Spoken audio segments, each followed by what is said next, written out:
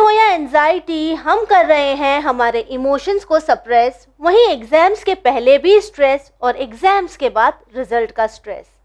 Past में रह के हमने खुद डिस्ट्रॉय किया है हमारा प्रेजेंट और फ्यूचर, और फिर हम ये सोचते हैं कि हमारे रिश्तों में से मिठास क्यों ख़त्म होती जा रही है। इन्हीं सवालों के जवाब लेकर या आपकी अंधेरों में रह रही ज़िंदगी को उजाले में लाने के लिए हम ले आए हैं प्रोग्राम यूथ पेट्रोल। तो आइए सबसे पहले इस्तकबाल करते हैं डॉक्टर अली अकबर घबरानी का, जो कि एक काउंसलर और साइकोथेरेपिस्ट है। सलाम अलैकुम। वालेकुम अस्सलाम वरहमतुल्लाह। डॉक्टर, हमेशा की तरह इस बार भी कई सारे सवालात हैं, कई सारे इश्यूज़ हैं, और हमारे व्यूअर्स ये समझते हैं कि आप इनके जो मसले हैं, इनका जो सोल्यूशन है वो आपके पास है। मैं कोशिश करता हूँ जी कि to the best of my knowledge मेरे बच्चों का जो भी सवाल जो आस लेके मेरे पास आते हैं, मैं I try my level best कि उनको ऐसा डुएबल आंसर दूँ और उनको सोल्यूशन भी मिले और उनकी लाइफ में इम्प्लीमेंटेबल भी हो। बिल्कुल ठीक। और इम्प्लीमेंट करेंगे आप तो ही हम कामयाब हो सकेंगे। जब आपकी जिंदगी बेहतर होगी, यही हमारे लिए सक्सेस है, राइट? यस। और हमारे लिए नहीं, हमारी पूरी टीम जो ये एपिसोड के ऊपर काम कर रही है, पूरी टीम का जो एम है वो यही है। बिल्कुल ठीक कि आप लोगों की सक्सेस हमारी सक्सेस। बिल्कुल ठीक, absolutely. So shall we start? बिस्मिल्लाह। Will move on to the first question, please. Hi doctor, one of my cousins went into deep depression after his girlfriend was killed in a car accident. Oh. He has been profoundly sad, avoids family gatherings, stays alone in his room, never sleeps, and simply stares at the wall. Suddenly he starts to cry and sometimes he gets aggressive. I am worried to see his state. Viewers के लिए इस सवाल को translate करना चाहूँगी। Doctor, इनका कहना है कि इनका जो कज़िन है, उनकी गर्लफ्रेंड का एक कार एक्सीडेंट में उनकी डेथ हो गई, जिसके बाद ये काफ़ी ज़्यादा उदास रहते हैं, फैमिली गैदरिंग्स को अवॉइड करते हैं, अपने कमरे में अकेले रहते हैं, सोते भी नहीं हैं, दीवार को काफ़ी घंटों तक देखते रहते हैं, अचानक में रोने लगते हैं, अचानक में इन्हें गुस्सा आ जाता है। तो क्या है ये? Very sad to hear this. हमारी पूरी टीम की तरफ से आपको कंडोलेंस। जी। एनीथिंग आपकी डे टू डे फंक्शनिंग को अगर अफेक्ट करता है, भी चीज, एनीथिंग, जी, तो it's a red flag in your head. किसी के लिए भी है ये? किसी के लिए, आपके, मेरे लिए, किसी के लिए भी है जी। क्योंकि डेली फंक्शनिंग यहाँ पे हैम्पर हो गई है। ये बंदा दीवार को देखते रहता है, रोने लगता है, सीलिंग को देखते रहता है, रोने लगता है, किसी से मिलना नहीं चाहता। He is into deep depression. Okay, he is into deep depression. लेकिन इसके दो क्राइटेरिया है। अगर ग्रीफ को नेचुरल प्रोसेसिंग के लिए इट टेक्स अराउंड 6 मंथ।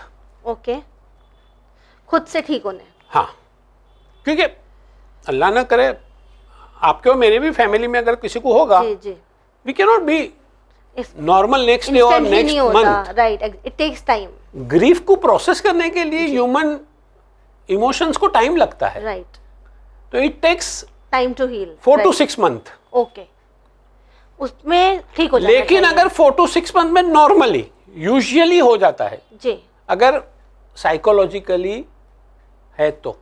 लेकिन अगर ये साइकोलॉजिकली अगर पैथोलॉजी के अंदर बदला है और बीमारी की शक्ल ले रहा है, तो ये कैसे होता है? इसको हम डिप्रेशन में, क्योंकि मैं एक थॉट को इंटरनलाइज करता हूँ ना, उसी को सोचते रहता हूँ, क्यों हुआ, वाई विथ मी, उसके साथ क्या हुआ होगा, कितनी तकलीफें होगी, वो मरने के टाइम पे क्या हुआ होगा, मैं कुछ कर नहीं पाया, टाइम पे उसको राइट ट्रीटमेंट मिल जाती तो ये होता, वो सारे रूमिनेटिंग थॉट्स मेरे दिमाग में आते ही रहते हैं and I can not come. अच्छा, उसने मेरे को फोन किया था, अगर मैं पहुंच जाता तो ये वो, बहुत सारे ऐसे इंसिडेंट्स होते हैं। अगर ये चलेगा 4 से 6 महीना तक चलता है और उसमें भी अगर तकलीफ होती है, then you need to see a psychotherapist और a psychiatrist. Okay, they will teach you how to process your grief. ये भी प्रोसेस होता है ऑब्वियसली ना, ये तो बंदा बड़ा परेशान में है ना जी। तो क्या करना है इन्हें? मैं आपको समझाता हूँ कि उसकी प्रोसेसिंग बताएंगे आपको। ओके, ठीक है ना। देखो, 3 चीज होती है कि रेड फ्लैग आता है। पहले तो मेरा मूड खराब हो जाता है, चेंज होता है, वही स्टेट में रहता है मेरा मूड। जी जी। दूसरा मेरी प्रोडक्टिविटी, तीसरी मेरी फीडिंग, मेरी खाने की स्टाइल, सब पर असर दिखाई देता है, और स्लीपिंग पैटर्न। ये 4 चीज, मूड, प्रोडक्टिविटी, नींद एंड खाने की स्टाइल, अगर ये 4 चीज में अगर डिसफंक्शनिंग आ गई, then it's a red flag, then it's a red flag. और अगर मूड, जी देखिए अभी मुझे बहुत अच्छी बात याद आई है, मूड अगर कांस्टेंट अगर डिप्रेशन में रहेगा, फिक्रमंद रहेगा, तो वो मूड जो है ना वो टेम्परामेंट में बदल जाएगा। ओके, टेम्परामेंट जो है वो पर्सनालिटी में बदलेगा जी। ये 3-4 दिन तक रहेगा, टेम्परामेंट 1 महीने तक रहेगा approximately. I am just telling you, ऐसा कोई फिक्स नहीं है। मूड 3-4 दिन तक यही रहेगा, 4 डेज, देन टेम्परामेंट। ओके, अगर ये टेम्परामेंट बदला नहीं तो ये मेरी पर्सनालिटी का कंपोनेंट हो जाएगा। ओके, और यही पर्सनालिटी वल्नरेबल हो जाएगी। फिर मैं वो थॉट को जो मैं इंटरनलाइज करते रहूंगा, मैं प्रॉब्लम को इंटरनलाइज कर रहा हूं, सॉल्यूशन को इंटरनलाइज नहीं कर रहा हूं। राइट। और वो प्रॉब्लम जो है, मेरा माइंड जो है, मेरी बॉडी जो है वो वल्नरेबल हो गई। अब डिप्रेशन को अंदर आना बहुत आसान हो जाता है। तो कहां पे फुल स्टॉप लगाना चाहिए? मूड के ऊपर। यू हैव टू सी, कोई भी बंदे का मूड अगर ठीक रहेगा ना तो एंड स्टेज तक नहीं पहुंचेगा वो। जी, यानी अगर हम हमारे आसपास भी देखिए किसी का मूड खराब है तो ये हमें कोशिश करनी है कैसे मूड कैसे करने का, बिकॉज वो ऐसा कोई बटन तो नहीं है कि मैं एग्जैक्टली तो क्या कैसे हैंडल करें। देखिए हम जो हमारी अल्लाह ने जो नेचर ने जो हमारी मेकिंग की है ना, वो किस तरह की मेकिंग बनाई है। हमारी मेकिंग इस तरह की हुई कि वी नीड सोशल लाइफ। जी, अब सोशल लाइफ में रिलेशनशिप में आपके जितने रिलेशनशिप अच्छे होंगे उतना आपका ग्रोथ ज्यादा होगा। बिल्कुल ठीक। अभी माँ बाप, भाई बहन, वाइफ, जी, बच्चे लोग, फैमिली, रिलेटिव्स, जी, मामा मामी, मासा मासी, जो भी आप नाम ले लो, पॉजिटिव पीपल, अगर उसके साथ में आपके रिलेशंस अच्छे होंगे तो क्या होगा? मूड अच्छा आपका मूड अच्छा रहेगा। मूड अच्छा रहेगा तो आप एंड तक पहुंचोगे नहीं। जी, एब्सोल्युटली। अक्सर अपन बोलते हैं भाई अच्छा मूड रखना, भाई क्यों ऐसा? मैं नहीं कर सकता हूं। अगर मैं कर सकता तो मैं साइकियाट्रिस्ट के पास क्यों जाता? Absolutely. अगर मैं कर सकता तो साइकोथेरेपिस्ट के पास क्यों आता? कोई भी जानबूझ के अपना मूड खराब क्यों करेगा? But as a family member हमको ये समझना चाहिए कि हमको उसके साथ रहना है। उससे 2 फायदे हो गए। एक तो हम उसको सपोर्ट दे पाएंगे, और दूसरा ऐसे बंदे जो होते हैं ना वो बहुत ज्यादा विजिलेंस मांगते हैं। अच्छा, क्योंकि ऐसे ही बंदे सुसाइड करते हैं ना। Exactly. ऐसे ही बंदे बीड़ी सिगरेट दारू तंबाकू में एंटर हो जाते हैं ना। लेकिन डॉक्टर अगर माशरे पर नजर डालें और हम देखें कि हमारे आसपास या कोई है जो डिप्रेशन में है या किसी की डेथ हो गई और वो बहुत ज़्यादा उदास रहते हैं, तो लोग अक्सर उनसे किस तरह की बातें करते हैं? लोग अक्सर उन्हें ये कहते हैं, अरे कितना, अब तो कितना टाइम हो गया है, गेट ओवर इट, अब ये कितने टाइम तक चलेगा, अरे इट इज़ अ ड्रामा, एक बात को पकड़ के बैठ गए हो आप। तो ये जो नेगेटिव वर्ड्स होते हैं उसका इम्पैक्ट भी इन पर होता है या किस हद तक होता है? 100% ना। तो हमारा काम क्या? साइकोथेरेपिस्ट का काम क्या? काउंसलर का काम क्या? हम तो उसके शूज में हमारा पैर डाल के हम एम्पैथी समझते हैं कि भाई तू तकलीफ में है, मुझे समझता है जी। अब उसको लगेगा कि ये बंदा मुझे समझता है जी, तो इनकी बात भी वो समझेगा। फिर हम उसको इमोशनली होल्ड करेंगे जी, और उसको बताएंगे कि किस तरह तुझे प्रोसेस करना है। हम डायरेक्ट बोलते ना, मस्ती मत कर बच्चे को। क्यों नहीं? अभी मेरी वाइफ अल्लाह ना करे एक्सपायर हो गई है तो आप बोलोगे अभी चुप हो जाना, अभी क्या? भाई बोलना बहुत आसान है। मेरे मन में क्या चलता है उसको किस तरह प्रोसेस करूं वो बताओ। Exactly, that is the problem कि हम वो नहीं समझते। हम तो खाली एडवाइस, सजेशन, रिकमेंड कर, ऐसा कर, ऐसा मत कर। अरे भाई मैं कर रहा हूं, सकते तो नहीं कर होता लेते। है भाई मेरे से। एग्जैक्टली, प्रॉब्लम यहाँ पे आता है ना कि हमारा काम, मैंने क्यों बताया आपको कि साइकियाट्रिस्ट के पास लेके जाओ या साइकोथेरेपिस्ट के पास लेके जाओ, वो बेहतर समझते हैं। अनकंडीशनल एक्सेप्टेंस होता है उसके अंदर के नहीं ये बंदा परेशानी में है जी, उसको प्रोसेस करना मैं सिखाऊं। एक बताओ प्रोसेस आ गया ना कि भाई अच्छा प्रोसेस भी वो क्या करेगा, उसको बताएंगे कि भाई इतना बड़ा हादसा आपके साथ में हुआ, लेकिन आप सुबह तो उठ सकते हो ना, एक टाइम डिसाइड कर लो कि इतने बजे मैं उठूंगा, भले 1 बजे दोपहर में। अच्छा, बट डिसाइड डू इट कि भाई ये 1:05 में मैं नहीं उठूंगा, मैं 12:55 को I be out of the bed जी। तो एटलीस्ट आप अपने माइंड को ट्रेन कर रहे हो to come out of this situation जी। तो ये स्लोली हम उसको इमोशनली पेप्टअप करते हैं, एम्पथाइज करते हैं, उसको एम्पावर करते हैं जी, and then he'll be able to come out of this situation. जी, तो in this case he needs to go to a psychiatrist. Psychiatrist, पहले मैंने बताया साइकियाट्रिस्ट, साइकोथेरेपिस्ट एंड दूसरी बताए कि हमारे जो इन एंड अराउंड रिलेटिव्स है जी, एडवाइस सजेशन ओपिनियन की जरूरत नहीं है, be there only, that's it, and be with empathy, right, just listen to him, बोलने से ज्यादा सुनने की जरूरत है जी, दैट्स इट। तो बस आपसे यही कहना चाहेंगे, सबसे पहले आप अपने कजिन का ख्याल रखें। हमारा मसला ये होता है, हम सुनने से ज़्यादा बोलना चाहते हैं, सो कोशिश करें कि बोले नहीं, एडवाइस सजेशन ना दें, उनकी बात सुने और जल्द से जल्द उन्हें एक साइकेट्रिस्ट के पास लेके जाए, ताकि इस चीज़ की ज़रूरत है। Right doctor? और एक बात जी, उसको बताओ कि भाई तू पागल नहीं है साइकेट्रिस्ट के पास जाने का, हर पागल साइकेट्रिस्ट के पास नहीं जाता है। Absolutely, taking professional help is a sign of strength. Exactly, ये स्टिग्मा को ब्रेक करने की ज़रूरत है हमें कि सिर्फ पागल लोग ही साइकेट्रिस्ट के पास जाते हैं।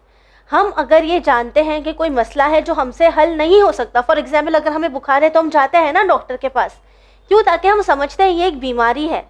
इन द सेम वे अगर हमारा कोई मेंटल इशू है, कोई चीज़ है जिसे हम ओवरकम नहीं कर पा रहे हैं, तो एक साइकेट्रिस्ट के पास जाना, एक काउंसलर के पास जाना, कोई स्टिग्मा नहीं है, इसमें कोई बुरी बात नहीं है। Right doctor? We move on to the next question. Yeah, board exams अभी जस्ट खत्म हुए हैं, कुछ ही वक्त हुआ है, and my parents are behind my life to start to join extra classes and other courses. Doctor, I am very tired and I am a bright student. पूरा साल मैंने दिल लगाकर पढ़ाई की है, क्या मैं वेकेशन में भी रेस्ट नहीं कर सकता? बिग कॉन्ग्रेचुलेशन टू यू कि आपने यू गेव योर बेस्ट जी फॉर योर स्टडीज। ठीक है, दो पार्ट में मैं इसका आंसर दूंगा। Okay. एक तो माँ बाप के लिए जी, कि बच्चा स्ट्रेस में होता है, फिर प्रेशर में होता है। जी, स्ट्रेस होता है, प्रेशर होता है, ये बंदे ने दोनों चीज जो है वो बराबर बैलेंस करके हैंडल किया। एग्जैक्टली, और एग्जाम भी अच्छी तरह अपीयर किया। उसको रिवॉर्ड के तौर पे अगर वो मांगता है कि मुझे वेकेशन का थोड़ा टाइम लीजरली चाहिए, out of the environment, out of the book environment, out of the study environment, जी, सो इट इज ओके, ये तो उसका हक बनता है, मैं बोलूं। बिल्कुल ठीक, एब्सोल्युटली। वो कह रहा है कि मैंने पूरा साल पढ़ाई किया है, तो दिमाग को भी तो थोड़ी शांति चाहिए ना। मैं आपको एक एग्जांपल देता हूं। अभी आपने थोड़े दिन पहले देखा होगा पेपर में, न्यूज़पेपर में, या देखा होगा, या आज भी गूगल पे जाके देख सकते हो, एक पेरेंट ऐसे एक कोटा में थे जी, 90+% आया बच्चे का, और माँ बाप want 98%, they wanted 98%। राइट, क्या हम समाज सोसाइटी को मुंह क्या दिखाएंगे? he scored 90, he scored 90+, but they wanted 98 plus something। जी, अब बच्चे के ऊपर इतना प्रेशर आया कि वो सोचने लगा कि मैं मेरे मम्मी डैडी को 90+% में कैसे मुंह दिखाऊंगा। वो लोग तो नाराज हो गए, because there expectation is 98+ something. he committed suicide। Now you are giving answer. मुझे मेरे बच्चे को परसेंटेज से उसकी वैल्यू नहीं करनी है, इज माई चाइल्ड। एग्जैक्टली, उसकी इमोशनल बैलेंसिंग जितनी अच्छी होगी वो लाइफ में उतना ग्रो उतना अच्छा करेगा वो। जी, मुझे मेरे बच्चे को कितना इमोशनल बैलेंसिंग वो कर सकता है वो देखने का है। You need to support your kids. Yes, और दूसरी बात बच्चे के लिए जी, कि बच्चा आप ये मांग रहे हो कि मुझे थोड़ा टाइम चाहिए, मैं ये एपिसोड के माध्यम से आपके मम्मी से रिक्वेस्ट करूंगा कि भाई मेरे बच्चे को थोड़ा टाइम दो जी, लेकिन आपकी रिस्पॉन्सिबिलिटी क्या है कि आप मोबाइल छोड़ो, घर के बाहर निकलो और स्पोर्ट्स एक्टिविटी के अंदर खेलो जी, फिजिकल बॉडी को हिलाओ जी, with a good friend. This is more important. आप ये नहीं कि माँ बाप डर रहे कि मेरा बच्चा बाहर जाएगा बिगड़ जाएगा। जी, एग्जैक्टली। अब आपकी रिस्पॉन्सिबिलिटी है कि आपके माँ बाप की रिस्पेक्ट, आपके माँ बाप का ट्रस्ट जो है वो बरकरार रखे, to be with a good friend. Exactly, यानी पेरेंट्स को ये मसला नहीं है कि वो बाहर जाके खेले, उन्हें ये लगता है कि कहीं गलत संगत में ना पड़ जाए। एक तो ये है, और दूसरा है कि अरे मेरा बच्चा ये कर ले वो कर ले, हर माँ बाप का होता है जी, बट माँ बाप को भी समझना चाहिए कि मेरे बच्चे के इमोशन है, मेरे बच्चे के भी ही वांट समथिंग। जी, ओपन एयर में भी जावे ना मेरा बच्चा भाई, बिल्कुल ठीक, इट इज रिक्वायर्ड। एक पेड़ जो होगा वो घर के आंगन में होगा, और एक पेड़ जो होगा वो सहरा में होगा जी। लकड़ी किसकी मजबूत होगी? वो सहरा में वो पेड़ ने ठंडी भी खाया, गर्मी भी खाया, तूफान भी झेला, जी, स्टिल खड़ा है। उसकी जो पेड़ की जो लकड़ी है वो बहुत मजबूत रहेगी। बिल्कुल ठीक, ताकि उन्होंने सब बर्दाश्त किया। तो हमारे बच्चे को ये बताना है कि be discipline, go out, play out, क्योंकि बॉडी चलेगी तो माइंड चलेगा। एग्जैक्टली, आपने काफी बार कहा है। But at the same time जी भाई प्लीज, चलो एक सिगरेट का दम लगा लो, पी ले, ये please be clear in your mind. जी, अच्छे दोस्त के साथ में जाओ, स्पोर्ट्स खेलो, वापस आ जाओ। बिल्कुल ठीक कहा है डॉक्टर ने, अच्छे दोस्तों के साथ जाओ, गेम्स खेलो, इंजॉय करो। लेकिन इसका मतलब ये नहीं है कि आप बाहर जाएं, सिगरेट पिए, बुरी आदतों में उलझे और अपने पेरेंट्स को स्ट्रेस में डालें। और साथ ही पेरेंट्स को भी ये कहना चाहेंगे कि बच्चे अपनी स्कूल में बोर्ड एग्जाम्स के लिए काफ़ी ज़्यादा मेहनत करते हैं, प्रिपेयर करते हैं, पूरा साल पढ़ाई करते हैं, तो फिर वेकेशंस में रेस्ट करना, बाहर खेलने जाना, दोस्त बनाना, दोस्तों के साथ टाइम स्पेंड करना, ये तो उनका हक है। वो भी अपने माइंड्स को फ्रेश किस तरह करेंगे? अगर आप वेकेशंस में भी उन्हें सिर्फ पढ़ने के लिए ही कहेंगे तो फिर वो अपने आप को फ्रेश किस तरह करेंगे? आपको ज़रूरत है अपने बच्चों को समझने की, और बच्चों को ज़रूरत है अपने माँ बाप का ट्रस्ट मेंटेन करने की। Right doctor? प्लीज। और साथ ही आखिर में आप तमाम से यही कहना चाहेंगे कि अगर हम कोटा के केस पर नज़र डालें तो ये हम तमाम के लिए एक बहुत ही बड़ा आई ओपनर है कि जब आप बच्चों पर ज़रूरत से ज़्यादा प्रेशर डालते हैं तो बच्चे अपने आप को रिजेक्ट करते हैं। साथ ही उनका जो सेल्फ कॉन्फिडेंस है वो इतना ज़्यादा गिर जाता है कि उनके सामने सिर्फ सुसाइड का ही ऑप्शन नज़र आता है। फिर हम पेरेंट्स ये कंप्लेन करते हैं कि हमने अपना बच्चा खो दिया, लेकिन हमें ये सोचने की ज़रूरत है कि उन्हें ये कदम उठाने के लिए मजबूर किसने किया। Right doctor? Please, will move on to the next question. इंशाल्लाह, please. I am 40 years old male. I do not think I am depressed as such. I am doing everything fine and have a happy family life. But something is troubling me since a year or so. I get anger mostly by remembering old incidents, sometimes incidents from my childhood, mostly involving my father who did many wrong to me. I get angry by remembering these events. I mostly turn violent mentally. It causes an immediate mood swing, but everything becomes normal instantly. I come out of it very quickly. It goes off in a flash. It's affecting my personal life. Please help. Viewers, ये 40 साल के हैं। इनका ये कहना है कि ये वैसे डिप्रेशन में तो नहीं है, इनकी जो अल्हम्दुलिल्लाह ज़िंदगी है वो अच्छे से चल रही है, लेकिन इनके कुछ थॉट्स हैं इनके फादर को रिलेटेड जो इनके बचपन से जुड़े हुए हैं, कि जब इनको ये लगता है कि इनके जो फादर थे उन्होंने बहुत गलत किया है इनके साथ, और जब भी वो बातें इनको याद आती है तो ये मेंटली वायलेंट हो जाते हैं, यानी शायद इनको बहुत गुस्सा आ जाता है जहनी तौर पर। साथ ही इनका कहना है ये बहुत छोटे मूड स्विंग्स होते हैं और बहुत जल्दी ये ठीक भी हो जाते हैं, जिसकी वजह से इनकी जो पर्सनल लाइफ है इस पे असर हो रहा है। तो इन्हें क्या करना चाहिए? बहुत कॉन्शियसली अगर अपनी जिंदगी ये बंदे शुरू जीना कर दे, कॉन्शियसली यानी विद अटेंशन, विद फोकस, हर एक पल मुझे जीना है जी। बिकॉज ये जो भाई साहब है ना, ये जिंदगी के पिछले हिस्से में जी रहे हैं, पास्ट में।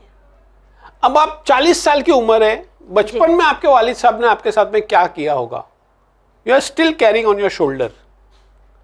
मतलब वो चीज को आपने क्लोजर नहीं दिया है जी, और जो चीज को क्लोजर नहीं दोगे वो चीज आपको परेशान करती रहेगी। तो किस तरह दे क्लोजर? एक्सेप्ट इट कि उस टाइम पे मेरे वालिद साहब ने जो किया उसका सिचुएशन कुछ अलग था।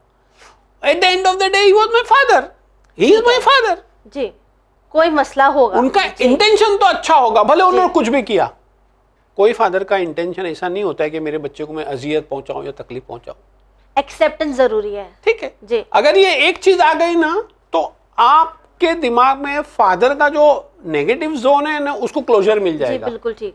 और क्लोजर मिलेगा ना, वैसा ही आप पास्ट में ये आपको कॉन्शियसली करना पड़ेगा, आपको मेहनत से करना पड़ेगा। And sir he is 40 years old, तो ये खुद भी फादर है जी। इन्होंने भी तो कभी अपने बच्चों को डांटा होगा ना जी। तो चलो डांटा होगा या कुछ भी हुआ होगा, eight the end of the day मुझे क्लोजर तो देना पड़ेगा उसको। एग्जैक्टली।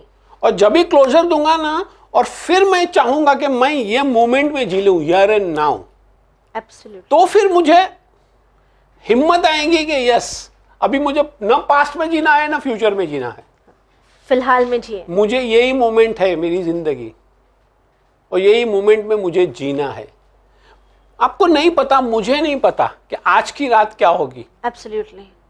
तो मैं आज का दिन ऐसी जिंदगी क्यों जीऊं कि मैं पास में रहूं कि उसने ऐसा किया कि उसने ऐसा किया, या कल तो मुझे नहीं पता जी, तो मुझे यही मोमेंट है तो मैं हैप्पीली जी लूं ना। एब्सोल्युटली। ये चीज जो है ना, ये सारी आपकी एनर्जी को सक कर लेती है।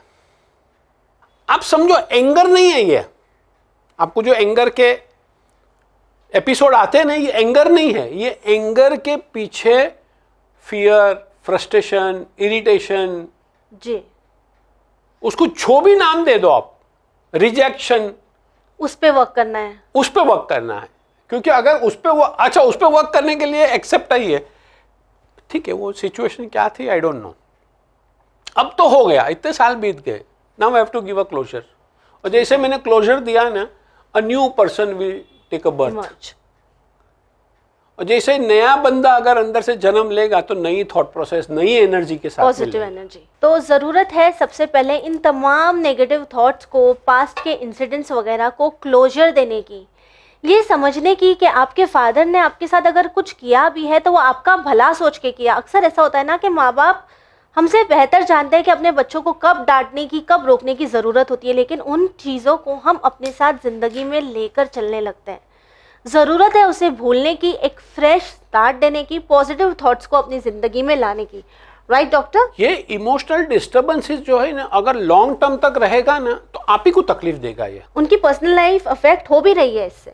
जी, अच्छा, पर्सनल लाइफ नहीं, प्रोफेशनल लाइफ भी डिस्टर्ब होगी, ताकि फोकस, फैमिली लाइफ भी डिस्टर्ब होगी। जी, तो अगर एक क्लोजर से अगर बहुत सारे अगर डोर ओपन हो जाते हैं तो मुझे ऐसा लगता है कि वो दरवाजे को बंद कर देना चाहिए। बिल्कुल ठीक कहा है डॉक्टर ने कि वो दरवाजे जो आपकी ज़िंदगी में मसाइल पैदा करे, जहाँ से जाने के बाद आपको दुख का एहसास हो, आप परेशान हो, उन दरवाज़ों को बंद कर देना चाहिए और फिर अपनी ज़िंदगी को खुशी के साथ एक नई शुरुआत देनी चाहिए। आप कुछ भी कर लो, कुछ भी कर लो, उसको रिपेयर नहीं कर सकते, वहां जा नहीं सकते पास में। Exactly, it can't be changed, no way, you just have to accept it, you just have to create tomorrow better tomorrow, that's it. Inshallah, definitely. Right, doctor, we'll move on to the next Please. question. Ji. Doctor, this is regarding my 87-year-old father who is physically fine perfectly, but the whole day and night he curses my mother and will not let her sleep. In his mind he thinks that everyone is trying to cheat him and because of that he is not able to sleep. Sometimes he becomes violent also. इनका कहना है 87 years के इनके father हैं और वो पूरा दिन रात इनकी जो मदर है, वालिदा है, उनको कर्स करते रहते हैं, बुरी बातें कहते रहते हैं और उनको ये लगता है कि हर किसी ने धोखा किया है उनके साथ, उनको चीट किया है। वो सो भी नहीं पाते हैं और काफ़ी बार ये बहुत ज़्यादा वायलेंट भी हो जाते हैं। क्या करना? देखिए, दो चीज़ें इसमें हो सकती है। एक तो कोई मेडिकल कंडीशन ये क्रिएट करती है, मतलब कोई मसला है, कोई मसला है, या तो मेडिकल जी, उसको मुझे ऐसा लगता है कि without wasting a single day आप उसको जीरियाट्रिक साइकेट्रिस्ट के पास ले जाओ। ओके जी, यानी जरूरत है इन्हें हेल्प की, ही नीड्स हेल्प। हाँ, मेडिकल हेल्प, प्रोफेशनल हेल्प, जी, दैट्स इट। हाँ, बिकॉज कहीं ना कहीं जो बंदे ने पूरी लाइफ अपशब्द नहीं बोले हैं, बुरे अल्फाज नहीं बोले, अब अचानक से ये हो गया है, तो उसको समझाने से कुछ नहीं होगा। He needs professional help.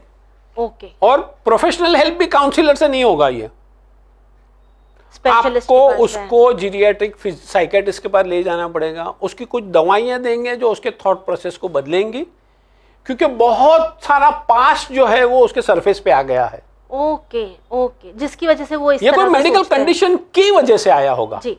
But तो first we need to understand the medical condition and then the line of treatment. Ji, and inshallah he'll be fine. Yeah, 100%, 101% inshallah. तो बस आपसे यही कहना चाहेंगे कि आप अपने फादर को जितना जल्दी हो सके उतना जल्दी मेडिकल हेल्प दें, उन्हें डॉक्टर के पास ले जाएं, उनका इलाज करें और इंशाल्लाह वो बहुत जल्दी ठीक भी हो जाएंगे। Right doctor? Please, thank you so much अपना कीमती वक्त देने के लिए। आपने मुझे इन्वाइट किया उसके लिए आपको थैंक यू वेरी मच। और जो भी मैं मेहनत करता हूँ, जो भी मेरे दिमाग में, जो भी मेरे जुबान से निकलता है, मैं चाहता हूं कि मेरे बच्चे लोग, मेरे व्यूअर्स जो है उसको इम्प्लीमेंट करें। Exactly.